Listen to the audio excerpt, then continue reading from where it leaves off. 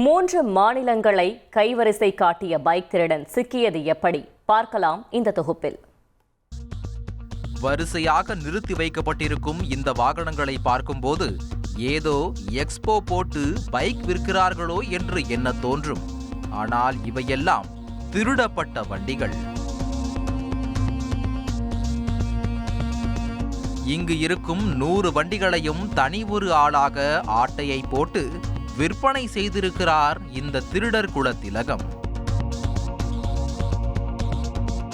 ஒரே ஒரு ஸ்க்ரூ டிரைவரையும் சின்ன பாக்கெட் கத்தியையும் வைத்துக்கொண்டு இத்தனை வண்டிகளையும் அபேஸ் செய்திருக்கிறார் இந்த ஆசாமி.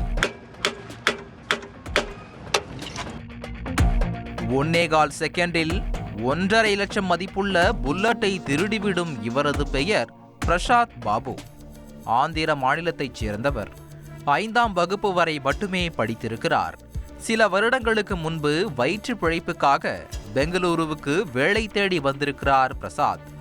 மெக்கானிக்காக வேலை பார்த்திருக்கிறார். அப்போதுதான் சாவியே இல்லாமல் எந்த இருசக்கர வாகனத்தை வேண்டுமென்றாலும் திருடி விடலாம் என்பதை கற்று தேர்ந்திருக்கிறார். சமீபத்தில் கேஆர்புரம் பகுதியில் ஒரே மாதத்தில் 20 இருசக்கர வாகனங்கள் திருடு போயிருக்கிறது. இதனால் அலர்ட்டான போலீசார் தீவிர கண்காணிப்பை மேற்கொண்டிருக்கிறார்கள்.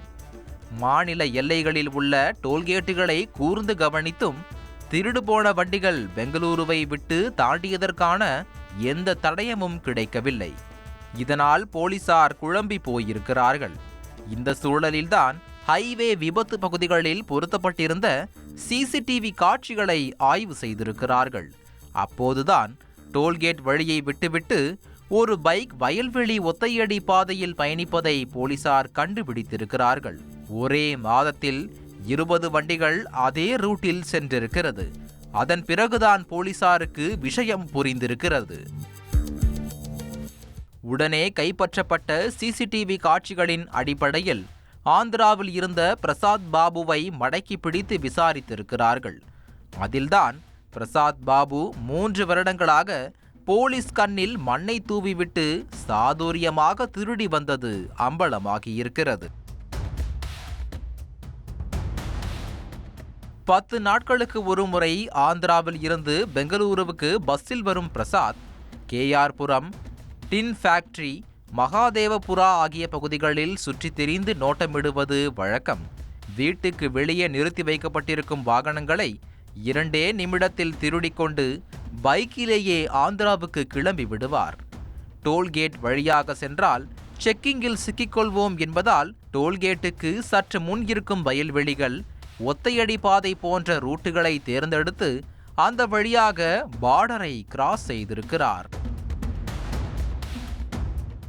பைக் மெக்கானிக் என்று ஊருக்குள் தன்னை அறிமுகப்படுத்தி வைத்திருப்பதால் ₹1,00,000 வண்டிகளை 15 முதல் 20,000 வரை குறைந்த விலைக்கு விற்பனை செய்திருக்கிறார் பிரசாத். அந்த பணத்தில் உல்லாச வாழ்க்கை வாழ்ந்து வந்திருக்கிறார்.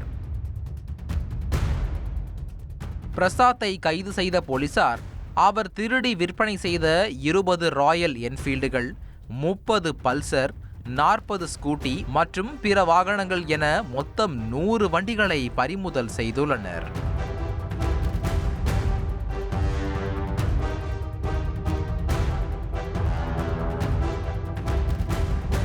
பெங்களூருவில் மட்டுமல்லாது ஆந்திரா, தமிழ்நாடு போன்ற மாநிலங்களிலும் பிரசாத் கைவரிசை காட்டியிருப்பது விசாரணையில் தெரிய வந்திருக்கிறது. இதனால் அவரிடம் போலீசார் தொடர் விசாரணை நடத்தி வருகின்றனர். முழுமையான விசாரணைக்கு பிறகே அவர் மொத்தம் எத்தனை பைக்குகளை திருடி இருக்கிறார் என்ற விவரம் தெரிய வரும். செய்திகளை உடனுக்குடன் தெரிந்து கொள்ள உடனே சப்ஸ்கிரைப் பண்ணுங்க.